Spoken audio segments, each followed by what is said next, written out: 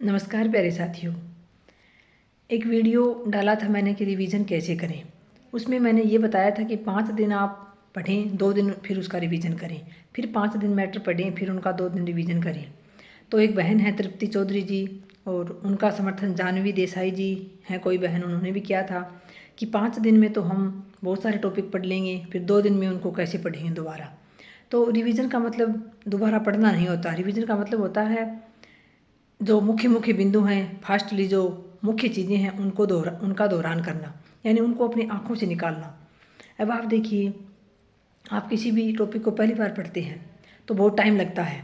हम उसको समझने का प्रयास करते हैं, कुछ हम उसको रटने का प्रयास करते हैं, यानी एक टॉपिक को पढ़ने में हमें समय लगता है। फिर उसी टॉपिक को सेम को जब हम दोबारा पढ़ते हैं तो क्या हमें उतना टाइम लगता है? कभी नहीं लगता। दोबारा हमें पहले वाले से लगभग आधे से थोड़ा बहुत ज़्यादा हो सकता है, इतना ही टाइम लगता है।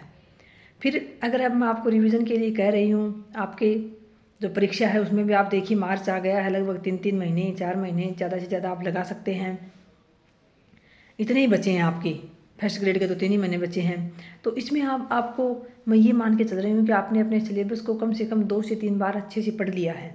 अब आप चौथी या 5वीं बार रिवीजन कर रहे हैं, तो चौथी या 5वीं बार रिवीजन करने का मतलब है बहुत सरसरी दृष्टि से, बहुत जो मुख्य मुख्य बिंदु हैं, या तो आपके पास नोट्स हैं, या आपके पास नोट्स तो हैं तो वैसे ही सामग्री कम है तो उसका आप बहुत फास्टली रिवीजन कर सकते हो, या फिर आपके पास बुक है तो वहाँ आपने अंडरलाइन किया होगा, हाईलाइट किया होगा कुछ बिंदुओं को, तो उनको आप अपनी आँखों से जल्दी जल्दी निकाल सकती हैं।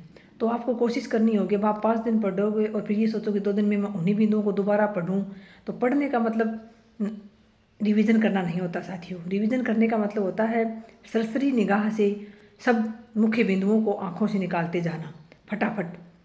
यानी एक पेज है तो एक पेज में कम से कम आपको 1 मिनट में आप उसको पूरा पेज को आँखों से निकाल दो।